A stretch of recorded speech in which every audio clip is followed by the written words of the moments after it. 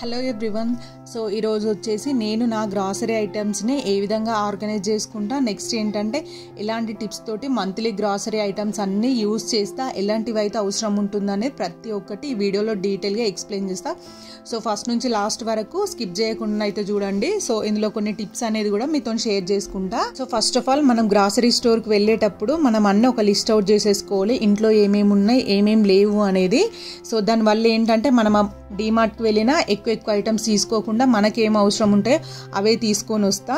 Next tip ఏంటంటే అనవసరమైన plastic items కాకుండా హెల్దీ ఫుడ్స్ లైక్ కాజు, బాదం, పిస్తా, అంజీర్ ఇట్లాంటి వాటిని ఎక్కువ ప్రిఫర్ చేస్తా. మళ్ళీ నెక్స్ట్ ఏంటంటే క్లాత్ ఐటమ్స్ ఏమైనా బై 1 get 1 ఆఫర్లో పెట్టినప్పుడు సో అవి ఎక్కువ తీసుకొస్తా, క్లాత్స్ కాబట్టి మనం యూస్ చేయొచ్చు.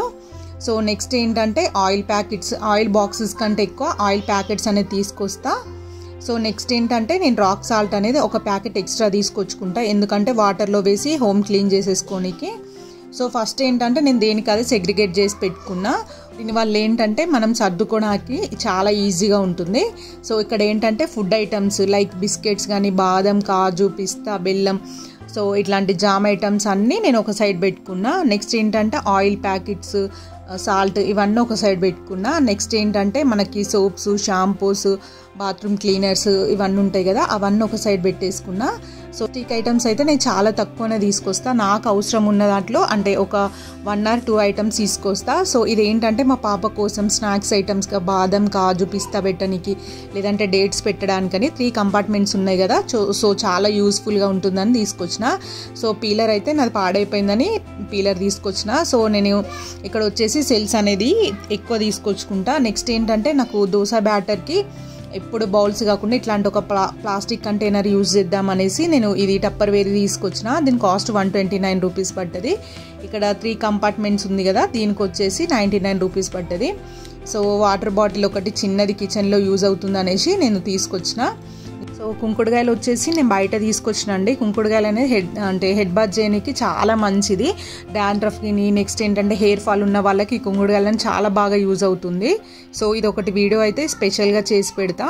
సో కిచెన్లో ఎక్కువనైతే స్టీల్ స్క్రబ్బర్స్ యూజ్ చేస్తా. దీనివల్ల ఏంటంటే బౌల్స్ క్లీనింగ్ అనేది తొందరగా అయిపోతే దానికి ఉన్న మురికి అనేది తొందర పోతుంది. సో నేనైతే ఇక్కడ స్టీల్ స్క్రబ్బర్స్ బై 1 get 1 ఆఫర్లో ఉన్నాయి, 2 తీసుకొచ్చిన. సో ఎప్పుడైనా బై 1 get 1 ఆఫర్లో ఉన్నప్పుడు ఎక్కువ ఐటమ్స్ తీసుకొచ్చుకుంటా. సో అది చెప్పిన కదా, క్లాత్స్ అయినా ఏమైనా. సో నెక్స్ట్ ఏంటంటే నేను ఇక్కడ నేను డీమార్ట్కి వెళ్ళే ముందే స్టీల్ ఐటమ్స్ అన్నీ క్లీన్గా వాష్ చేసి పెట్టుకుంటా. దీనివల్ల వచ్చినప్పుడు మనం ఆర్గనైజ్ చేసుకోనికి చాలా ఈజీగా ఉంటుంది. సో ఇవన్నీ ఒకసారి వాష్ చేసి ఎండలో పెట్టేసిన తర్వాత ఏమేమి ఐటమ్స్ తీసుకొచ్చినా అనేది నేను ఇందులో స్టోర్ చేసేసుకుంటున్నా. పల్లీలు అనేది మా ఇంట్లో కొంచెం ఎక్కువనే యూజ్ చేస్తారండి, అందుకనే నేను 2 kgs ఎబో తీసుకొచ్చిన. శనగలు ఏంటంటే నైట్ నానబెట్టుకొని మార్నింగ్ బాయిల్ చేసుకొని అట్లా తినవచ్చు. సో అది అనేది హెల్త్కి చాలా మంచిది. సో ఈ స్టిక్కీ నోట్స్ ఉంటుంది కదా, నా కిచెన్లో ఎక్కువ స్టిక్కీ నోట్స్. నెక్స్ట్ వచ్చేసి పెన్ అయితే ఖచ్చితంగా ఉంచుకుంటా, ఎందుకంటే ఏమన్నా ఐటమ్స్ అయిపోయినా నాకు ఒక చిన్న బోర్డు ఉంటుంది దానిపైన రాసుకోనికి.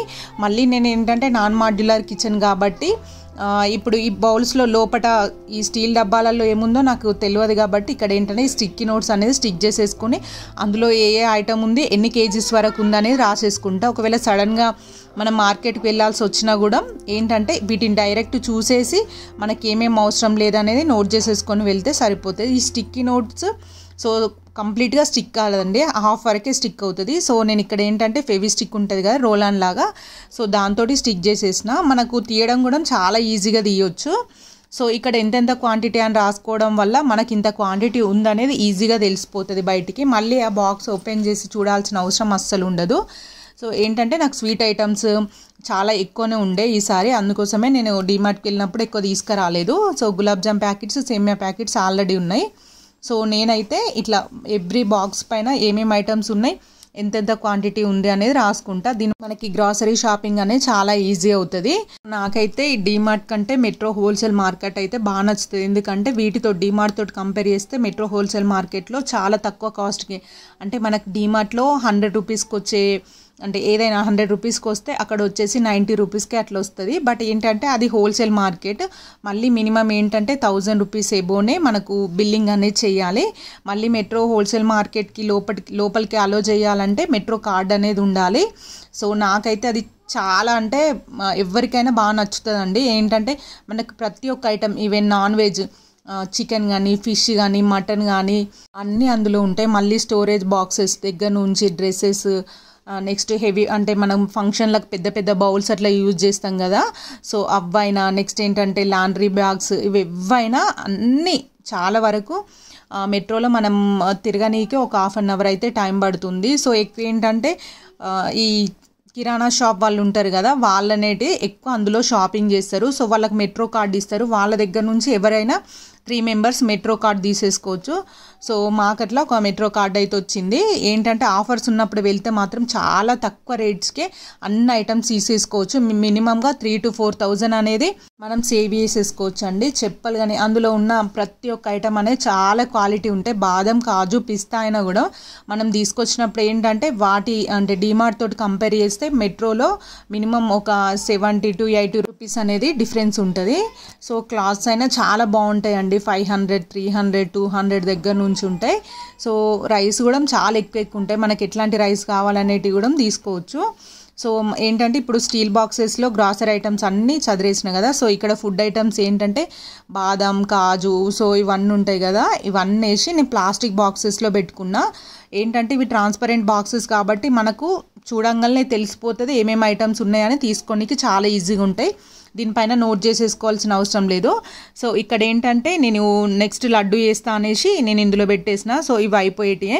నెక్స్ట్ ఏంటంటే ఇక్కడ మిక్చర్ కానీ, నెక్స్ట్ ఏంటంటే పాస్తా, ఇవన్నీ నేను ఇక్కడ పెట్టేస్తాను. ఎప్పుడు అవసరం ఉంటే అప్పుడు తీసేసుకొని అంటే చేయొచ్చు. నెక్స్ట్ ఏంటంటే మా పాపకి కనబడేటట్టు ట్రాన్స్పరెంట్ బాక్స్లో పెట్టిన, ఆమెకి ఎప్పుడైనా బిస్కెట్స్ కావాలన్నప్పుడు ఆమె ఈజీగా తీసేసుకుంటుంది. నెక్స్ట్ ఏంటంటే ఈ సాస్ లాంటివి ఏంటంటే ఫ్రిడ్జ్లో స్టోర్ చేసేసుకుంటా. నేను ఎక్కువ సాస్లు అయితే యూజ్ చేయను, సో ఇది ఒక్కటే యూజ్ చేస్తా. నెక్స్ట్ ఏంటంటే ఆయిల్ ప్యాకెట్స్ అన్నీ ఇట్లాంటి ఒక బాస్కెట్లో పెట్టేసి ఒక సైడ్కి పెట్టుకున్నా కిచెన్లో వచ్చేసి. నెక్స్ట్ ఏంటంటే ఈ జాంగ్రీ బైట్స్ ఏంటంటే ఇక్కడ కిచెన్లో పెట్టేసుకున్నా, అంటే షుగర్కి బదులు అప్పుడప్పుడు యూజ్ చేయనీకని. నెక్స్ట్ ఏంటంటే సో ఈ soaps, next paste, Dettol bottles అన్నీ ఇట్లాంటి కాటన్ బాక్సెస్ ఉంటాయి కదా, ఇందులో పెట్టేసుకున్నా. ఎందుకంటే అది పాడైనా నో ప్రాబ్లం, మళ్ళీ ఇంకో కాటన్ బాక్స్ అట్లా తెచ్చేసుకొని నీట్గా పెట్టేసుకోవచ్చు. సో నేనేంటంటే ఇక్కడ నా అంటే స్టీల్ కంటైనర్స్ అన్నీ ఇక్కడ పెట్టేసుకుంటున్నా. అక్కడ పేపర్ అనేది తీసేసి నీట్గా చేసి ఇక్కడ పెట్టేసుకుంటున్నా. సో ఇప్పుడు కానీ మంత్లీ ఆర్గనైజ్ చేసేసుకున్నప్పుడు ఏంటంటే నీట్గా పెట్టుకోవాలి, పురుగు పట్టకుండా. మనం బిర్యానీ ఆకు కానీ, నెక్స్ట్ ఏంటంటే లవంగాలు కానీ అట్లా యూజ్ చేసుకుంటూ పెట్టుకోవాలి. సో ఇట్లా రాసుకోవడం వల్ల ఏంటంటే మనకు ప్రతి ఒక్కటి ఈజీగా తెలిసిపోతుంది. నాకు తెలిసిన టిప్స్ అనేది మీతో షేర్ చేసుకున్నా. సో నేను ఏ విధంగా ఆర్గనైజ్ చేసుకున్నా, మీకు నచ్చిందా అనేది కింద కామెంట్ సెక్షన్లో షేర్ చేసుకోండి. సో మీరు ఏ విధంగా ఆర్గనైజ్ చేసుకుంటారు ఇంట్లో అనేది కూడా నాతో షేర్ చేసుకోండి. Thank you for watching. Video నచ్చితే తప్పకుండా లైక్ చేయండి.